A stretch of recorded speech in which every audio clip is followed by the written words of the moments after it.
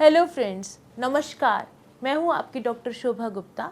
आज हम NBT live पे हैं और हम डिस्कस करेंगे कि प्रेगनेंसी के दौरान डायबिटीज़, जेस्टेशनल डायबिटीज़ क्यों हो जाता है और उसको कैसे हम ठीक कर सकते हैं।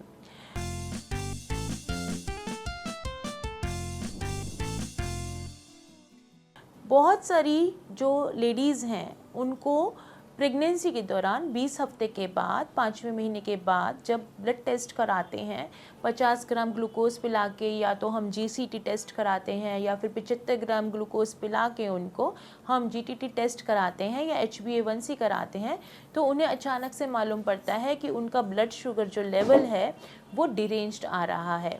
तो इस कंडीशन में हम बोलते हैं कि उनको जेस्टेशनल डायबिटीज़ है, यानी कि प्रेगनेंसी के दौरान उनको डायबिटीज़ की प्रॉब्लम हो गई है, जो कि शुगर लेवल प्रेगनेंसी से पहले बिल्कुल नॉर्मल था। तो ऐसा प्रेगनेंसी के दौरान हो जाता है। अगर आपको फैमिली हिस्ट्री है, आपके परिवार में किसी को, माँ को, पिता को, दादा को, दादी को, किसी को डायबिटीज़ है, तो जेस्टेशनल डायबिटीज़ के चांसेस बढ़ जाते हैं। यदि आपका वेट अगर ज़्यादा है प्रेगनेंसी अचीव करने से पहले और आपका लाइफस्टाइल ऐसा है, तो भी आपको जेस्टेशनल डायबिटीज़ के चांसेस बढ़ जाते हैं। कभी कभी जेस्टेशनल डायबिटीज़ अगर आपको पहली प्रेगनेंसी में जेस्टेशनल डायबिटीज़ हुआ तो दूसरी प्रेगनेंसी में भी जेस्टेशनल डायबिटीज़ हो सकता है। जिन लोगों को पीसीओडी होता है, पीसीओएस होता है या कोई और हार्मोनल तकलीफ़ होती है, उनको भी ज़्यादा चांसेस होते हैं कि प्रेगनेंसी के दौरान उनको डायबिटीज़ आ जाए।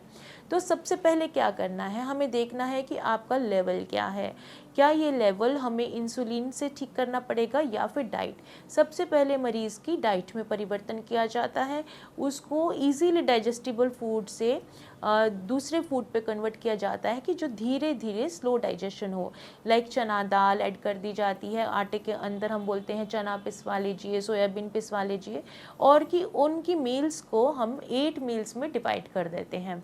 उनको 3 बिग मील नहीं लेनी है, उनको 2-2 घंटे पे 8 मील्स लेनी है और डाइटिशियन से डिस्कस करके उनका डाइट चार्ट बनाया जाता है और उनकी 8 से 9 बार शुगर टेस्ट की जाती है। जैसे कि पहले खाना खाने से पहले सबसे पहले फास्टिंग, उसके बाद ब्रेकफास्ट के 2 घंटे बाद, फिर लंच से पहले, लंच के बाद, डिनर से पहले, डिनर के बाद, और उसके बाद रात के 12 बजे। अगर आपकी डाइट से ये सब कंट्रोल हो जाता है तो आपको इंसुलिन की ज़रूरत नहीं है और आपको बस रेगुलर शुगर चेकिंग करनी है और अपनी डाइट को मैनेज करना है। थोड़ा थोड़ा एक्सरसाइज या योगा भी उसमें ऐड कर दिया जाता है।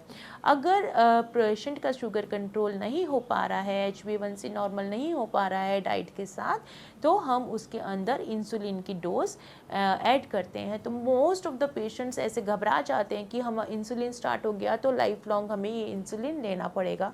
ऐसा नहीं है। जब आपकी डिलीवरी हो जाएगी तो 6 to 8 वीक्स के अंदर बहुत सी फीमेल्स का, मोस्ट ऑफ द फीमेल्स का जो इंसुलिन लेवल है, इंसुलिन छूट जाता है और शुगर लेवल नॉर्मल आ जाता है। और जिनका नहीं आता है उनको इंसुलिन या और कोई ओरल मेडिकेशन कंटिन्यू करनी पड़ सकती है। जेस्टेशनल डायबिटीज़ के लिए अगर आप कोई और जानकारी चाहते हैं तो हमारे एनबीटी चैनल पर आप संपर्क कर सकते हैं। हमारी टीम आपकी किसी भी समस्या या किसी भी सिम्टम को रेक्टिफाई करने के लिए, समाधान करने के लिए तत्पर है। तब तक के लिए धन्यवाद।